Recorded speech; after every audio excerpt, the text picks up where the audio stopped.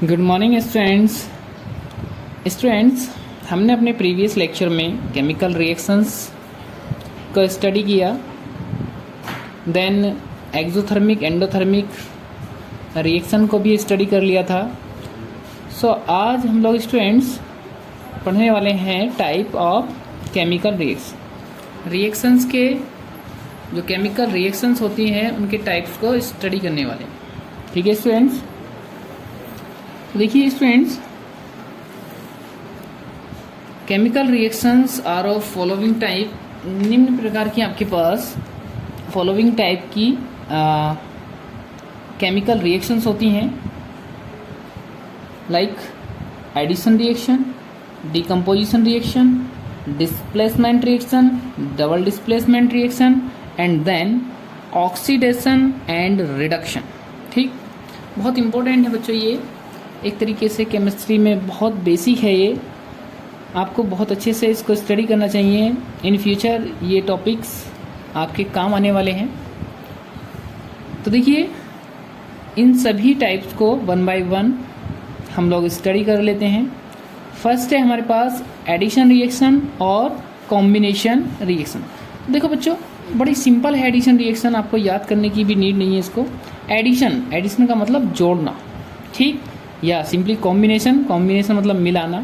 तो क्या होता है, व्हेन टू और more substance combine to form a single product. जब दो या दो से अधिक सब्सटेंस आपस में क्या हो जाते हैं, कॉम्बाइन हो जाते हैं, मिल जाते हैं और केवल सिंगल प्रोडक्ट देते हैं। No side product is formed in this reaction.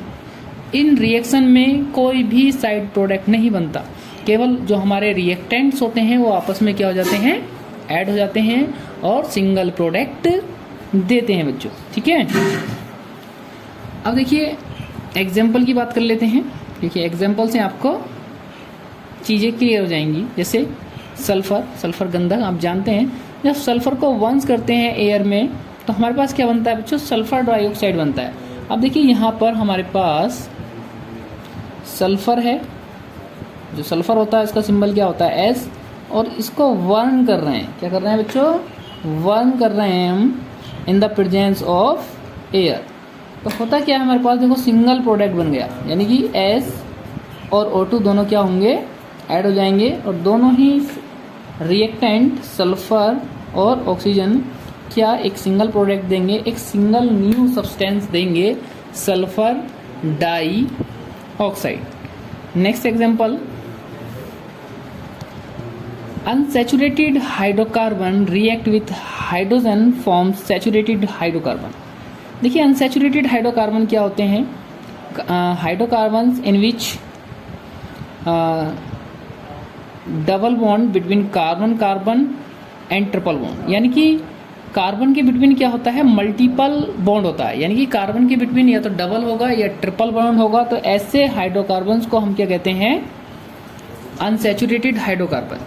जब अनसैचुरेटेड हाइड्रोकार्बन की रिएक्शन हाइड्रोजन से करते हैं, मींस एडिशन हाइड्रोजन से करते हैं in the presence of nickel, then हमारे पास एक हाइड्रोजन इस डबल बॉन्ड से इधर जुड़ जाता है और एक इधर जुड़ जाता है। हमारे पास क्या बन जाता है, सैचुरेटेड हाइड्रोकार्बन।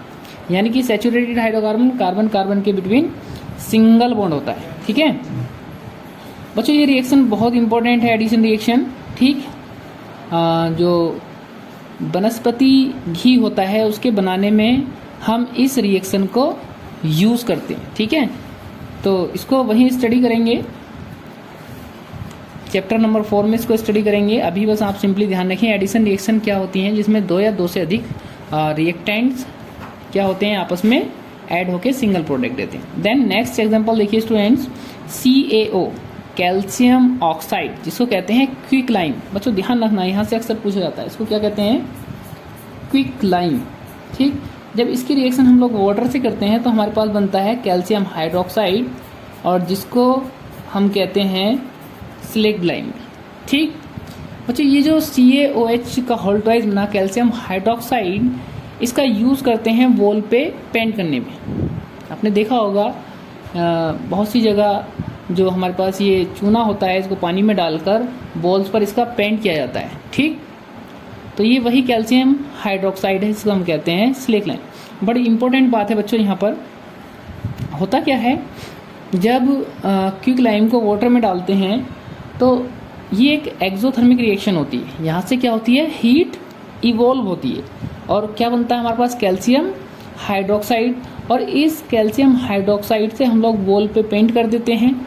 अब आपने देखा है जब स्टार्टिंग में हम लोग पेंट करते हैं तो पेंट करने के बाद जो ये हमारा कैल्शियम हाइड्रोक्साइड होता है ये वेट होता है, गीला होता है, तो इसमें चमक नहीं आती, शाइनिंग नहीं आती। इसकी शाइनिंग के लिए होता क्या है, after a couple of days, 2-3 दिन बाद आप देखते हैं इसमें बहुत अच्छी शाइनिंग आती है।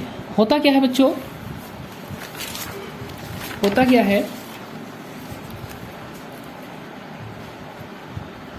होता क्या है आपके पास, ये जो कैल्शियम हाइड्रोक्साइड है, ये जो आपका कैल्शियम हाइड्रोक्साइड है या स्लेक्ट लाइम है, ये एयर में जो प्रेजेंट CO2 है उससे रिएक्शन करके कैल्शियम कार्बोनेट बना लेता है बच्चों। क्या बना लेता है, कैल्शियम कार्बोनेट। ठीक, अब ये जो कैल्शियम कार्बोनेट होता है बच्चों ये सॉलिड होता है। ठीक, ये कैसा होता है, सॉलिड टाइप में होता है। आपको पता होना चाहिए बच्चों, ये जो कैल्शियम कार्बोनेट है यही चौक का फॉर्मूला होता है। जो चौक का मटेरियल होता है, चौक जिससे हम ब्लैक बोर्ड पे लिखते हैं, वो कैल्शियम कार्बोनेट होता है। ठीक, अब ये कैल्शियम कार्बोनेट में अगर जो आयंस हैं, अगर इनका अरेंजमेंट रेगुलर हो, अगर इनका अरेंजमेंट क्या हो, रेगुलर हो, तो जो सॉलिड बनते हैं वो बहुत हार्ड बनते हैं। ठीक, क्या बनते हैं, बहुत हार्ड बनते हैं, जिनको कहते हैं क्रिस्टलाइन सॉलिड। अगर अरेंजमेंट रेगुलर ना हो तो बनते हैं हमारे पास एमोर्फस सॉलिड। ठीक है, तो उस कंडीशन में एमोर्फस सॉलिड बनते हैं। तो यही CaCO3 इसको आप कह रहे हैं कैल्शियम कार्बोनेट। ठीक, यही फॉर्मूला होता है चौक का और यही फॉर्मूला होता है मार्बल का। ठीक, यहाँ से एक बड़ा इंपॉर्टेंट क्वेश्चन बच्चों आपको बता देता हूँ मैं। आपने देखा होगा मार्बल्स और चौक दोनों ही कैल्शियम कार्बोनेट है, both are calcium carbonate, but chalk is soft and marble is hard. Why? दोनों ही चीज़ें कैल्शियम कार्बोनेट है तो चौक सॉफ्ट क्यों है और मार्बल हार्ड क्यों है? इसका रीजन होता है arrangement of constituent particles, ions और एटम। यानी कि यहाँ पर जो आयंस का अरेंजमेंट होगा अगर रेगुलर होगा तब आप कहेंगे उनको क्रिस्टलाइन सॉलिड। और क्रिस्टलाइन सॉलिड क्या होते हैं, हार्ड होते हैं। जब कैल्शियम कार्बोनेट में जो कैल्शियम +2 और कार्बोनेट आयंस हैं इनका ऑर्डर रेगुलर होगा तब जो सॉलिड बनेगा वो कैसा बनेगा, हार्ड, और उसको कहेंगे आप मार्बल। और जब इरेगुलर होगा तब आपके पास फॉर्मेशन होगा चौक का। देखो कितना इंपॉर्टेंट क्वेश्चन है यहाँ से। ठीक है, तो आप ध्यान रखेंगे, what is the formula of chalk and marbles, calcium carbonate. ठीक है स्टूडेंट्स। Number 2 decomposition reaction. बच्चों एडिशन रिएक्शन कंप्लीट हो गया है, पढ़ेंगे हम number 2 type of chemical reaction में डीकम्पोजिशन रिएक्शन। डीकम्पोजिशन का मतलब होता है बच्चों ब्रेक, यानी कि किसी मॉलिक्यूल्स का ब्रेक हो जाना, टूट जाना। ठीक, किसी मॉलिक्यूल का टूट जाना जब वहाँ पर एनर्जी को सप्लाई किया जाए। ठीक है, तो डेफिनेशन देख लेते हैं क्या होता है। The reaction in which a single compound, बिल्कुल बिल्कुल बच्चों, बिल्कुल एडिशन रिएक्शन का अपोजिट है। A single compound breakup,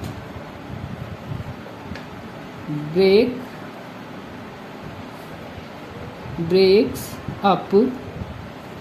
up टूट जाता है इनटू 2 और मोर सिंपलर सब्सटेंस।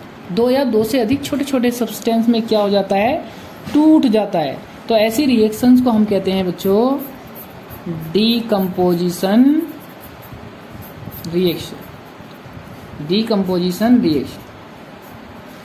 अब बच्चों डीकम्पोजिशन रिएक्शन के लिए किसी एनर्जी सोर्स का होना बहुत ज़रूरी है, क्योंकि अगर हम एनर्जी सप्लाई नहीं करेंगे तो जो हमारे पास कंपाउंड है या सिंपलर कंपाउंड है तो उसमें जो कॉन्स्टिट्यूएंट जो एटम, आयन या मॉलिक्यूल जो भी हैं तो उसमें एक अट्रैक्शन होगा। उसको तोड़ने के लिए हमें हीट की नीड होगी। ठीक है, तो देखिए the decomposition reaction generally take place when energy in some source, या foam such as heat, electricity or light is supplied to the reactants।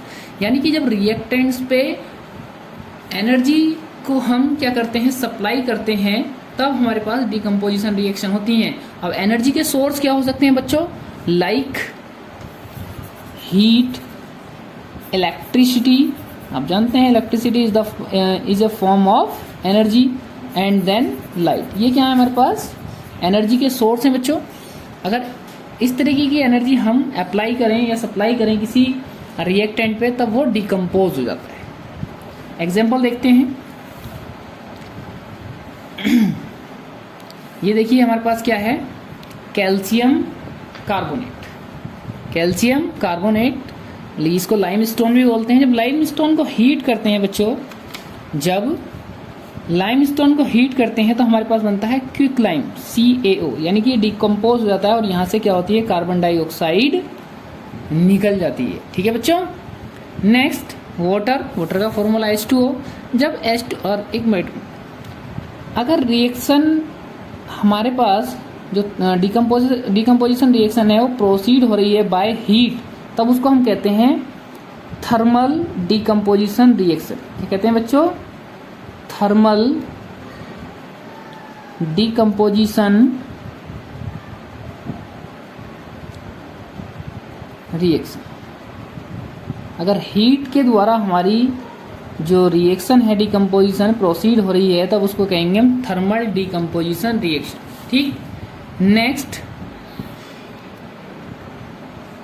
2H2O water. अगर वाटर में हम क्या करें, इलेक्ट्रिक करंट को पास करें, तो हमारे पास बनता है H2 और O2, हाइड्रोजन ऑक्साइड। एक सिंपल मॉलिक्यूल वाटर कन्वर्ट हो गया दो सिंपलर मॉलिक्यूल में, हाइड्रोजन और ऑक्सीजन।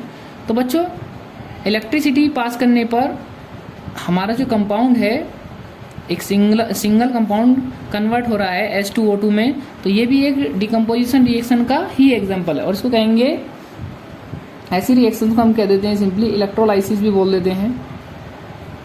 जब इलेक्ट्रिसिटी के द्वारा हो रही है तो आप कह सकते हैं इलेक्ट्रिक डिकम्पोजिशन रिएक्शन, यानी कि इलेक्ट्रिक करंट के द्वारा रिएक्शन को कैरीड आउट किया गया है। ठीक है। नेक्स्ट देखिए, जब AgCl को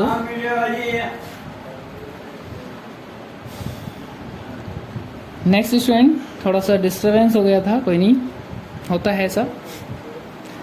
अगर AgCl को सनलाइट की प्रेजेंस में क्या करें, उसको एक्सपोज कर दिया जाए, तो AgCl कन्वर्ट हो जाता है Ag सिल्वर में और क्लोरीन में।